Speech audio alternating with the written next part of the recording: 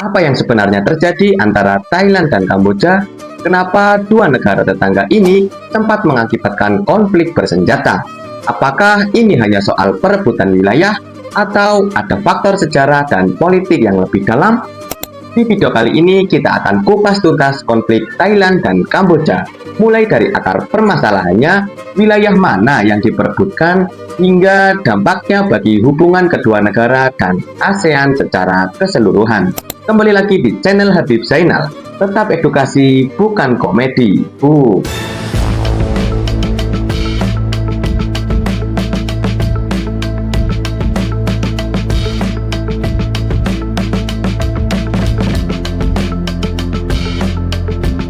Edukasi bukan komedi. Konflik antara Thailand dan Kamboja bukanlah hal yang baru.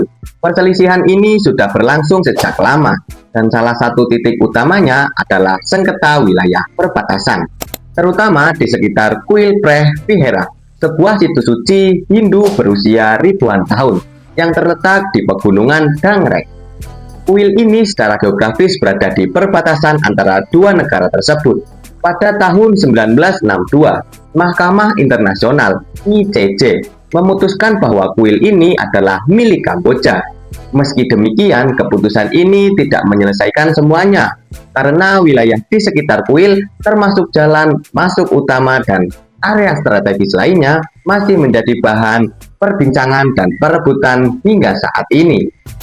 Ketegangan memuncak lagi pada tahun 2008 ketika UNESCO menetapkan Kuil Preh Vihara sebagai warisan budaya dunia atas permintaan Kamboja. Tetapi Thailand menolak langkah ini karena menganggap bahwa keputusan tersebut belum menyelesaikan masalah wilayah sekitarnya. Ini menimbulkan sentimen nasional di kedua negara, memicu aksi unjuk rasa dan bahkan pemberontakan militer. Konflik ini bukan hanya soal sejarah atau arkeologi. Ada faktor geopolitik dan kepentingan nasional yang ikut bermain. Wilayah di sekitar kuil memiliki nilai strategis dan simbolis yang tinggi. Bagi Thailand, menyerahkan kontrol atas tanah ini dan di sekitarnya dianggap sebagai bentuk pelemahan kedaulatan. Sedangkan bagi Kamboja, mempertahankan kuil dan wilayah sekitarnya adalah simbol perlawanan terhadap pengaruh luar yang selama ini mereka alami, terutama setelah masa penjajahan Prancis dan kekacauan pasca Khmer Merah. Selain itu, dinamika politik domestik di masing-masing negara juga mempengaruhi tensi konflik ini. Di Thailand, pemerintah kerap menghadapi tekanan dari kelompok nasionalis dan militer. Ketegangan di perbatasan seringkali dijadikan alat pengalihan isu dalam negeri. Hal serupa juga terjadi di Kamboja. Pemerintah Kamboja di bawah Perdana Menteri Hun Sen menggunakan isu ini untuk memperkuat posisi politiknya dengan menunjukkan sikap tegas terhadap negara tetangga. Pada periode 2008 hingga 2011, beberapa insiden baku tembak terjadi antara militer kedua negara. Korban jiwa pun tak terhindar, baik dari pihak militer maupun warga sipil. Ribuan orang terpaksa mengungsi dari zona konflik. Komunitas internasional, termasuk ASEAN, mendesak agar kedua negara menyelesaikan konflik ini secara damai. ASEAN sebagai organisasi kawasan berupaya menjadi penengah. Namun karena ASEAN menganut prinsip non-intervensi, penyelesaian konflik lebih banyak tergantung pada ikhtikat baik masing-masing negara. Pada 2011, Mahkamah Internasional akhirnya kembali terlibat dan memutuskan bahwa kedua negara harus menarik pasukan dari zona penyangga di sekitar kuil. Sejak saat itu, ketegangan mulai mereda meskipun konflik belum benar-benar tuntas.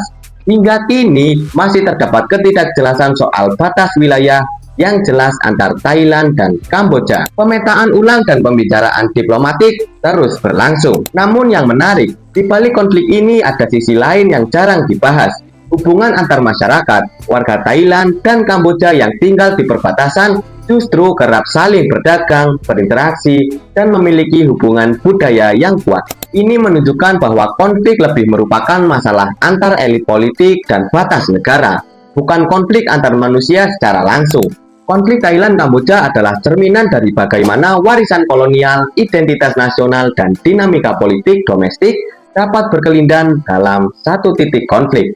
Selama belum ada penyelesaian yang tuntas dan komitmen bersama untuk damai, potensi konflik seperti ini masih bisa muncul kembali di masa depan. Nah, jadi konflik Thailand dan Kamboja bukan hanya soal kuil tua atau batas wilayah, tapi juga soal sejarah panjang, kepentingan politik dan identitas nasional yang saling bertabrakan. Meski konflik sempat mereda, benih-benih ketegangan masih ada sampai sekarang. Ini jadi pengingat buat kita semua bahwa perdamaian bukan cuma soal perjanjian antar negara, tapi soal kesadaran bersama untuk saling menghargai sejarah, budaya, dan kehidupan bertetangga. Kalau menurut kamu, bagaimana seharusnya konflik seperti ini diselesaikan? Kasih pendapat kamu di kolom komentar. Jangan lupa like, share, dan subscribe video ini, biar nggak ketinggalan video edukasi lainnya. Sampai jumpa di video berikutnya.